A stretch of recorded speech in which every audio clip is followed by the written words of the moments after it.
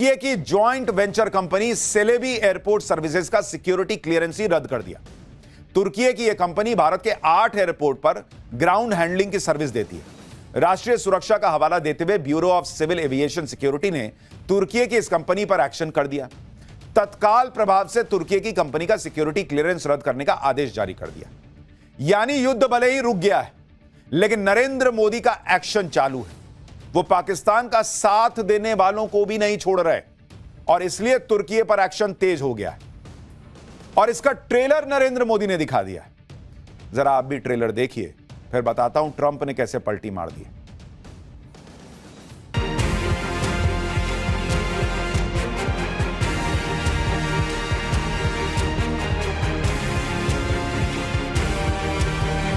प्रारंभिक रिपोर्ट्स से पता चलता है कि वे तुर्की के असीस गार्ड सोंगर ड्रोन हैं। ओके, वहाँ बिल्कुल मत जाओ, वहाँ का एप्पल हर चीज़ बंद कर दो, वहाँ पे सब कुछ बायकॉट कर दो। हम पाकिस्तान, तुर्की और चाइना के खिलाफ भी बॉयकॉट करेंगे और हम उन्हें इकोनॉमिकली वीक करेंगे। वफा के जख्मी परिंदे, वफा के जख्मी परिंदे, तेरे लहू की कसम, तेरे शिकारी का खाना खराब कर दूंगा। जो अब अपने खिलाफ पाकिस्तान लड़ रहा है, तो पहला भी फ्लाइट टर्की ने अपने खिलाफ ही भेजा। तो ऐसे गद्दार लोगों का एप्पल हम काय को खाएंगे।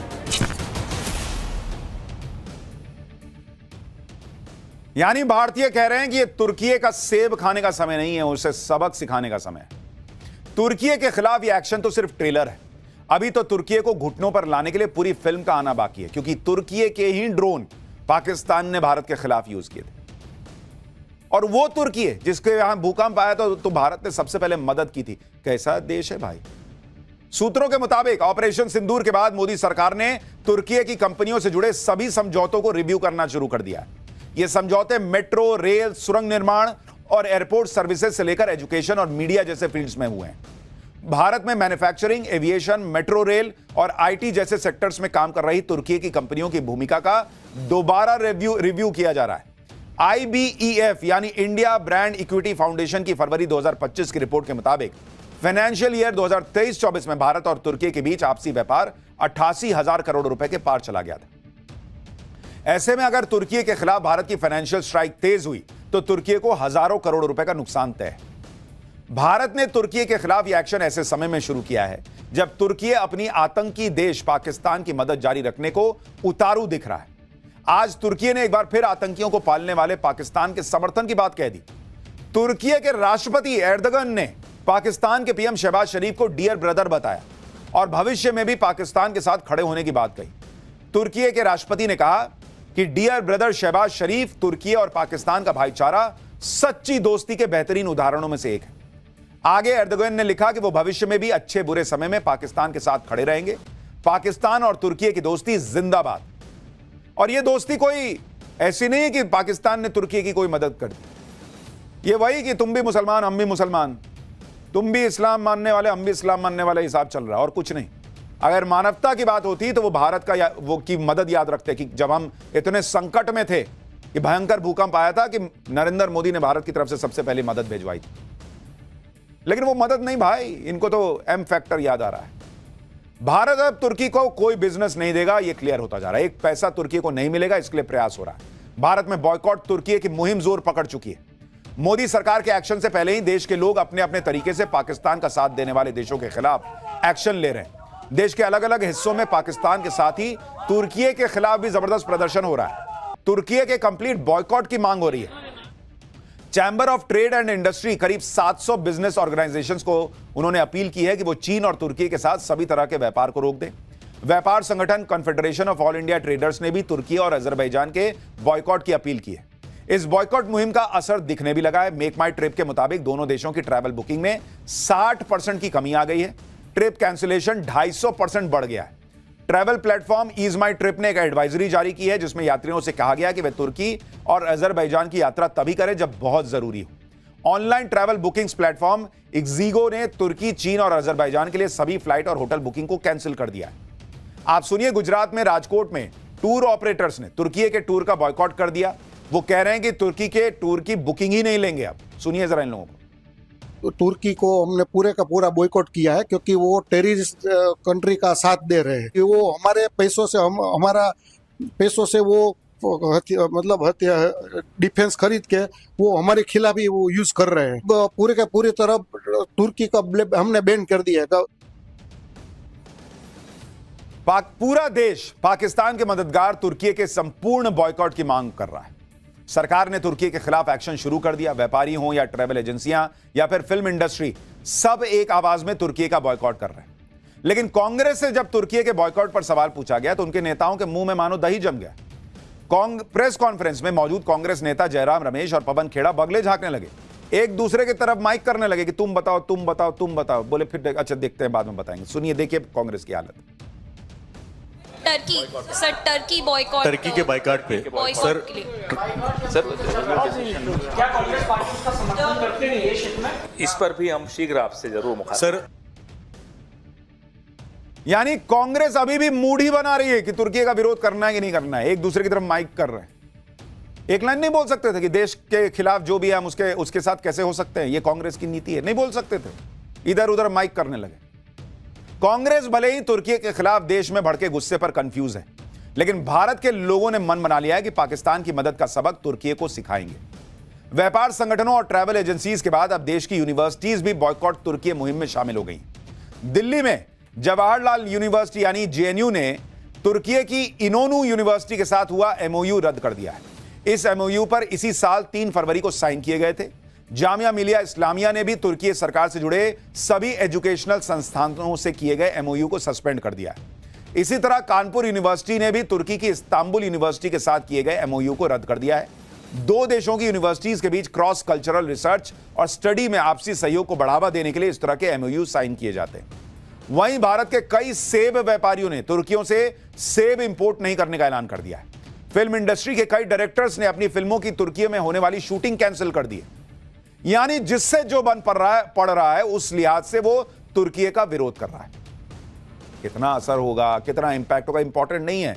मैसेज जाना जरूरी है कि तुम आतंकवाद के साथ खड़े हो तो हम तुम्हारे साथ नहीं खड़े हो सकते। और पाकिस्तान खुद तो डूबेगा, अपने दोस्तों को भी लेकर डूबेगा, यह क्लियर होता जा रहा है। पाकिस्तान की हालत इस समय ऐसी है कि उस पर आंधी आई हुई है, भारत नाम की एक आंधी। जब आंधी आती है तो आप जल्दी जल्दी दरवाजे खिड़की बंद करते हैं, लेकिन पाकिस्तान इस भारत की आंधी में उड़ा जा रहा है।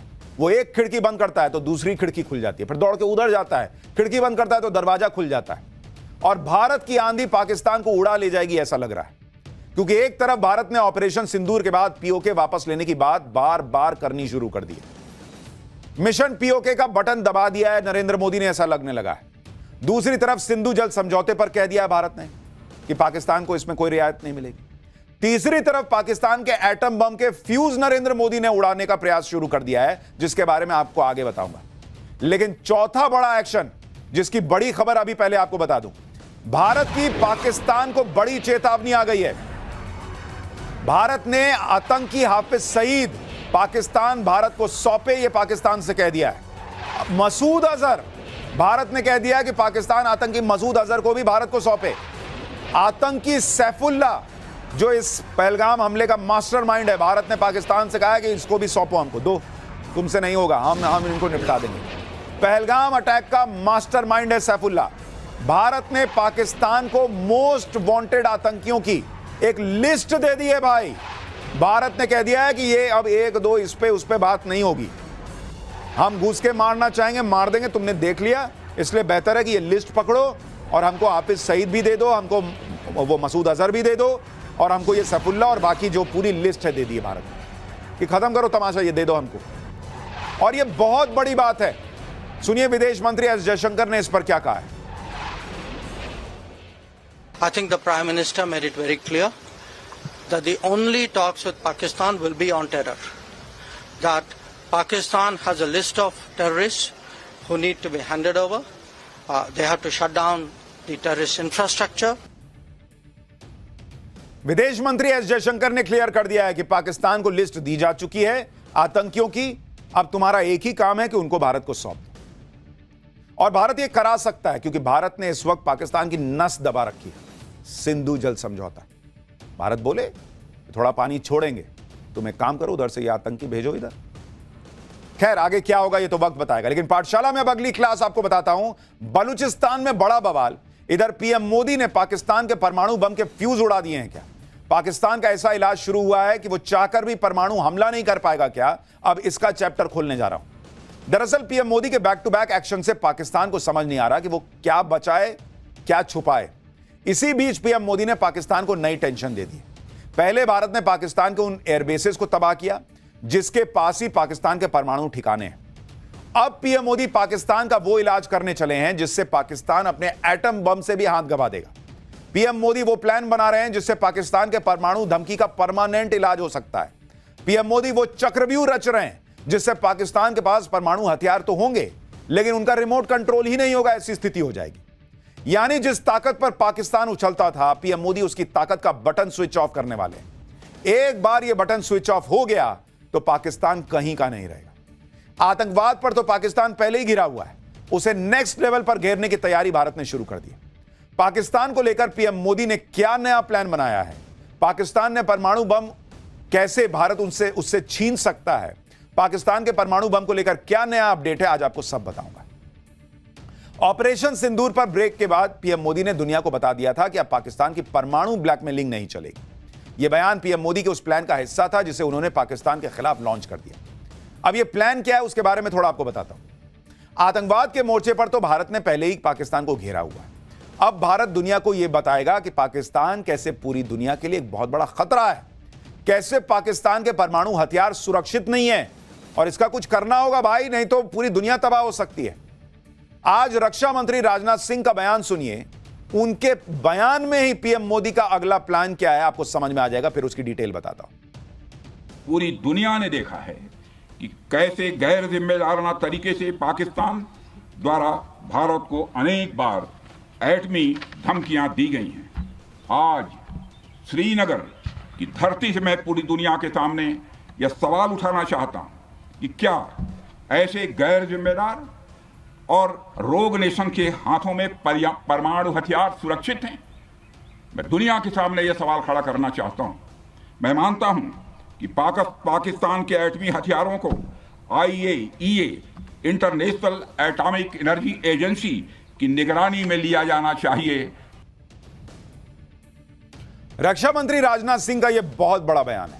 इसका सीधा मतलब यह है कि भारत पाकिस्तान के परमाणु ठिकानों पर हमेशा के लिए ताला लगवाने की अब तैयारी शुरू कर चुका है। भारत ने ठान लिया कि अब दुनिया को पाकिस्तान के आतंकवाद के साथ साथ उसके परमाणु खतरे से भी जो डर जुड़ा हुआ है वो दिखाना पड़ेगा। आप ध्यान दीजिए कि पिछले 10 साल में नरेंद्र मोदी ने दुनिया में घूम घूम कर सबको बताया कि ये एक नंबर का टेररिस्ट कंट्री है पाकिस्तान, इसको छोड़ना नहीं चाहिए। और इसलिए जब भारत एक्शन करता है तो दुनिया भारत के साथ खड़ी होती है। और अब पाकिस्तान के परमाणु हथियार दुनिया के लिए कितने खतरनाक है, भारत अब इस मुहिम को आगे बढ़ा रहा है। क्योंकि भारत ने पाकिस्तान को बता दिया नूर खान बेस और सरगोदा उड़ा के कि तुम हम पे फोड़ तो नहीं पाओगे, लेकिन अब वो दुनिया को बता रहा है भाई हम पे नहीं फोड़ पाएगा, लेकिन इधर उधर फटेगा तुम सोच लेना फिर किसका क्या होगा। दुनिया के लिए जानना जरूरी है कि एक ऐसे देश के पास 170 परमाणु बम है जो इंटरनेशनल टेरर का गढ़ है। एक ऐसे देश के पास 170 परमाणु बम है जहां सेना और आतंकियों के बीच गठजोड़ है। एक ऐसे देश के पास 170 परमाणु बम है जो कंगाल है, जहां फौज बेलगाम है, जहां तख्ता पलट आम बात है। एक ऐसे देश के पास परमाणु बमों का जखीरा है जहां के नेता परमाणु बम की धमकी ऐसे देते हैं जैसे परमाणु बम नहीं सुतली बम की बात कर रहे हैं। यानी जिसको मन आता है वो वहां एटम बम की धमकी देने लगता है। पाकिस्तान के नेताओं के यही बयान पाकिस्तान में परमाणु हथियारों के खतरे में होने की गवाही दे रहे हैं। भारत दुनिया को बताने जा रहा है कि इन बयानों को नजरअंदाज करने की भारी कीमत दुनिया को चुकानी पड़ सकती है। जो डोनाल्ड ट्रंप आजकल भारत पाकिस्तान के बीच मध्यस्थता कराने का दावा कर रहे हैं, उन्हीं के पहले कार्यकाल में अमेरिका ने पाकिस्तान के परमाणु बमों को लेकर चिंता जता रखी है। तब अमेरिकी अधिकारियों को यह टेंशन थी कि कहीं पाकिस्तान के परमाणु हथियार आतंकियों के हाथ न लग जाएं। उस वक्त ट्रंप ने भी पाकिस्तान के लिए कहा था कि वो आतंकियों को पनाह देता है। साल 2022 में तब के अमेरिकी राष्ट्रपति जो बाइडेन ने पाकिस्तान को दुनिया के सबसे खतरनाक देशों में से एक बताया था। कहा था कि पाकिस्तान वो देश है जहां बिना किसी सामंजस्य के परमाणु हथियार मौजूद हैं। इसी डर की वजह से अमेरिका पाकिस्तान के परमाणु ठिकानों पर भी नजर रखता आया। खुद अमेरिका मानता है कि पाकिस्तान तो दुनिया के लिए वो टाइम बॉम्ब है जो कभी भी फट सकता है। परमाणु हथियारों को लेकर पाकिस्तान का गैर जिम्मेदाराना बर्ताव तो दुनिया अभी ऑपरेशन सिंदूर के दौरान ही देख चुकी है। ऑपरेशन सिंदूर के दौरान पाकिस्तान ने नेशनल कमांड अथॉरिटी की मीटिंग बुला ली थी। पाकिस्तान में परमाणु हथियारों के कंट्रोल और इस्तेमाल का फैसला वहां की नेशनल कमांड अथॉरिटी ही करती है। हालांकि बाद में पाकिस्तान ऐसी कोई मीटिंग बुलाने से पलट गया था, लेकिन कहा जा रहा है कि यह पाकिस्तान की न्यूक्लियर ब्लैकमेलिंग का एक हिस्सा था। लेकिन ऐसे तिकड़म को ही भारत अब पाकिस्तान के खिलाफ पक्के सबूत के तौर पर इस्तेमाल कर सकता है कि भाई जब ये सब कर सकते हैं तो ये लोग कुछ भी कर सकता है भाई, ये इनका दिमाग हिला हुआ है।